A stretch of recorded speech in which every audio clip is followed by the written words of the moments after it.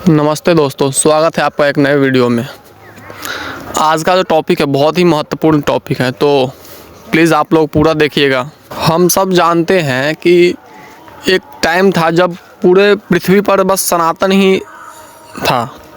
सनातन धर्म के अलावा दूसरा कोई धर्म और मजहब नहीं था।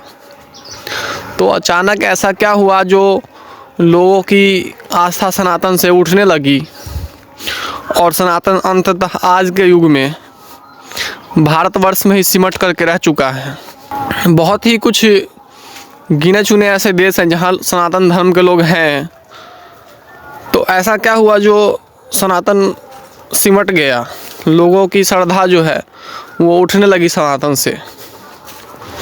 इसी विषय पर हम चर्चा करेंगे। दरअसल एक मैं वीडियो देख रहा था कल इंस्टाग्राम पर, उसमें कोई मुस्लिम भाई है, वो अपने आप को मुस्लिम कह रहे हैं और सभी हिंदुओं से एक सवाल पूछ रहे थे वो कि सब हिंदुओं को सोचना चाहिए कि सनातन सबसे पुराना धर्म है। सभी हिंदू कहते हैं कि सनातन सबसे पुराना धर्म है, तो बाकी जगहों पे सनातनी क्यों नहीं है, हिंदुत्व धर्म क्यों नहीं है, भारतवर्ष में ही क्यों हिंदुत्व है। उन भाई का यही क्वेश्चन था, तो मैं इस वीडियो के थ्रू उनको आंसर करना चाहता हूँ। सनातन बस भारतवर्ष में ही नहीं है। जो अपने आप को सो कॉल्ड मुस्लिम कहते हैं, उनके भी अगर पूर्वज को हम खंगाले तो वो कहीं ना कहीं उनकी पीढ़ी हिंदू ही निकलेगी। हालांकि ये उनको समझ में नहीं आता और ये उल्टे पुल्टे क्वेश्चन करते रहते हैं। सनातन का कमज़ोर होने का, सनातन पर से लोगों को विश्वास उठने का जो सबसे बड़ा कारण रहा है, वो सनातन को डीपली न समझने और कुछ तथाकथित कथावाचकों के द्वारा भरमाए गए बयानों के बाद लोगों का सनातन पर से विश्वास उठने लगा है। बहुत सारे लोग सनातन की आड़ में फ्रॉड करते हैं। एक ये भी मेन वजह है कि लोगों को सनातन पर से विश्वास उठने लगा है। और सबसे बड़ी बात ये है कि हमारे धर्म, सनातन धर्म में 3 बड़े देव को मुख्य दर्जा दिया गया है, ब्रह्मा, विष्णु, महेश। आखिर ये तीनों कौन है और क्या सच में ये एग्जिस्ट करते हैं, इनकी शक्तियाँ कैसे काम करती है। तो हम लोगों को ये बता दिया जाता है कि ये 3 मेन भगवान हैं और तुम्हें इन 3 भगवानों पर विश्वास करना है, इनकी पूजा करनी है। लेकिन युवा हमेशा से ही बहुत तार्किक रही है। वो किसी भी चीज़ पर ब्लाइंड फेथ नहीं करना चाहती। और ये जो हमारे जितने भी आज के डेट में ब्रह्म ज्ञानी तो बच्चे नहीं हैं, जो कथावाचक है, वो बस भगवान की कथा सुनाते हैं और कहते हैं कि आंख बंद करके तुम भगवान में विश्वास करो। लेकिन ये सच में हमारे जीवन का बहुत ही महत्वपूर्ण प्रश्न होता है कि हम किसी पर आंख बंद करके विश्वास कैसे कर लें। ख़ास तौर से उस दौर में जहाँ लोग करियर को इतना ज़्यादा इम्पोर्टेंस दे रहे हैं, पैसे को इतना ज़्यादा इम्पोर्टेंस दे रहे हैं, उस दौर में किसी भी चीज़ पर आंख बंद करके विश्वास कर लेना। और इतनी ज़्यादा फ्रॉड हो रही है इस दुनिया में, इस सब के बावजूद इन सब को मद्देनजर रखते हुए किसी भी चीज़ पर ब्लाइंड फेथ कर लेना, जैसा कि एक नाम भी दिया गया है आज के डेट में, अंधभक्त। ये सच में अंधभक्ति भी है कि अगर आप किसी रिलीजन में जन्म लेते हैं और आपको बचपन से ही बोल दिया जाता है कि हाँ ये सही है, इसको फॉलो करो, और लोग बिना सोचे समझे उसको फॉलो भी कर लेते हैं, तो जितने भी लोगों का सनातन पर से विश्वास कमज़ोर हुआ है, उठ गया है, वो इसी वजह से है कि ब्रह्मा, विष्णु, महेश तो दिखाई दे नहीं रहे हैं। फिर अब ये कैसे काम करेंगे, मतलब कैसे किन पर विश्वास किया जाए। इन सब का सबसे बड़ा जो दोष मैं देना चाहूँगा वो इन कथावाचकों को देना चाहूँगा कि ये सनातन की जो मूल स्रोत थी, मूल तत्व थी, उनसे ये कहीं ना कहीं दूर आ गए हैं। अलग ट्रैक पकड़ लिया इन लोगों ने। जो ओरिजिनल सनातन, जिस चीज़ के लिए जाना जाता था, उस पर ये लोग टिके नहीं रहे और आज के डेट में बस कथावाचक ही बचे हैं। सनातन क्या है, सनातन को समझना कैसे है, इसको एक्सप्लेन करने वाला कोई नहीं बचा।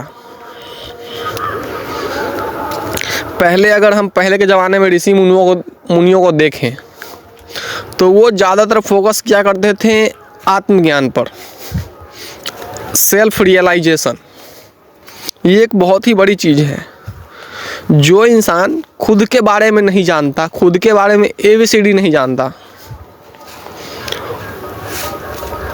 वो कौन है, क्यों आया, कहाँ से आया, जब वो इंसान खुद के बारे में नहीं जानेगा तो वो ब्रह्मा और विष्णु महेश को कैसे जान लेगा।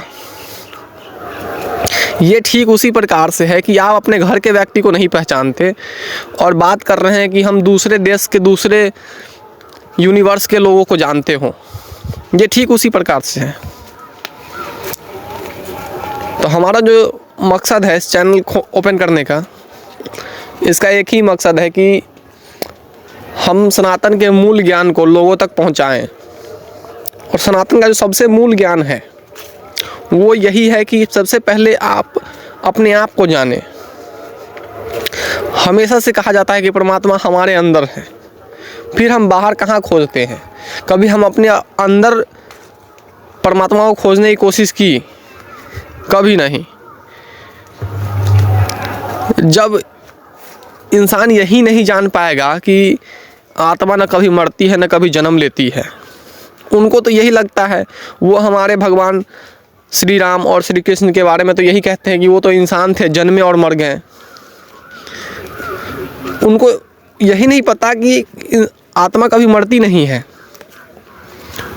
और हम कौन हैं, उन्हें अपने बारे में ही नहीं पता, तो वो कैसे जान लेंगे कौन शक्ति है, कैसे काम करती है। तो मेरा जो मेन कहने का तात्पर्य है कि सबसे पहले आप अपने आप के बारे में जानें, फिर दूसरों के बारे में जानने की कोशिश करें। लेकिन आपको ये कथावाचक कभी नहीं बताते कि सेल्फ रियलाइजेशन बहुत ही ज़रूरी है, ध्यान बहुत ही ज़रूरी है। जितने भी कथावाचक आप सुनते होंगे वो कभी भी आपको सेल्फ रियलाइजेशन के बारे में नहीं बताते, वो बस भगवान की कथा कहते हैं और कहते हैं कि आप भी विश्वास करो। मेरा क्वेश्चन ये है, चलो कुछ हिंदू बचे हुए हैं वो आपकी बात पर विश्वास कर लेंगे, लेकिन जो अपने आप को नास्तिक कहते हैं, जो अपने आप को दूसरे मजहब से जोड़ के बताते हैं, वो भला आपकी बातों पर कैसे विश्वास करेंगे। आप बताते हो कि राम नाम जाप करो, कृष्ण नाम जाप करो, आखिर दूसरे गैर मजहबी जो हैं और जो नास्तिक अपने आप को कहते हैं वो कैसे मान लेंगे आपकी बात को। ये बड़ा ही अधर्म का समय चल रहा है। यहाँ लोग अपने पेरेंट्स की बात नहीं मानते, आपकी बात कैसे मान लेंगे कि वो भी दूसरे मजहब के लोग कि ऐसा करो, ये करो, वो करो, कैसे मान लेंगे। उन्हें कैसे पता कि शक्तियाँ वर्क कर सकती है। तो जितने भी भाई सुन रहे हैं मेरी वीडियो को, मैं उन सभी से यही कहना चाहूँगा कि आप सबसे पहले अपने आप के बारे में जानने की कोशिश करें कि आप कौन हैं। इससे ज़्यादा महत्वपूर्ण कुछ भी नहीं है इस दुनिया में। अक्सर लोग कहते हैं कि हमारे जन्म लेने का मकसद क्या है, इंसान के जन्म लेने का मकसद क्या है। क्या हमें भगवान ने बिल्डिंगें, हॉस्पिटलें, सड़कें ऐसी बनाने के लिए भेजी हैं, ये चीज़ें बनाने के लिए भेजी हैं? नहीं, हमें परमात्मा ने ये मनुष्य जीवन दिया है ताकि हम आत्म साक्षात्कार कर सकें, मोक्ष तक पहुंच सके अपने आप को जान करके। बिना जाने आप मोक्ष तक कभी जा नहीं सकते। ये जो भी बाबा लोग हैं कहते हैं कि परमात्मा आपको मोक्ष देंगे, भगवान आपको मोक्ष देंगे। भगवान किसी के साथ जबरदस्ती नहीं करते। आपकी स्वयं की इच्छा है।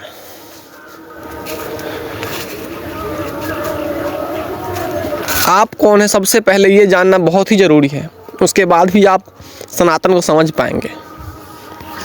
कुछ चैनल लोगों ने खोलकर और बुद्ध, तथाकथित बुद्ध कहूँगा मैं उनको, बुद्ध तो कहूँगा नहीं, क्योंकि वो बुद्ध का अपमान ही है जो वो अपने आप को रिप्रेजेंट करते हैं एज अ बुद्धिस्ट। तो वो बुद्ध का अपमान करने आते हैं चैनल पे और कुछ नहीं करने आते हैं। तो बुद्ध तो फर्स्ट स्टेप है। बुद्ध ना गलत है, ना जैन गलत है, ना सिख गलत है।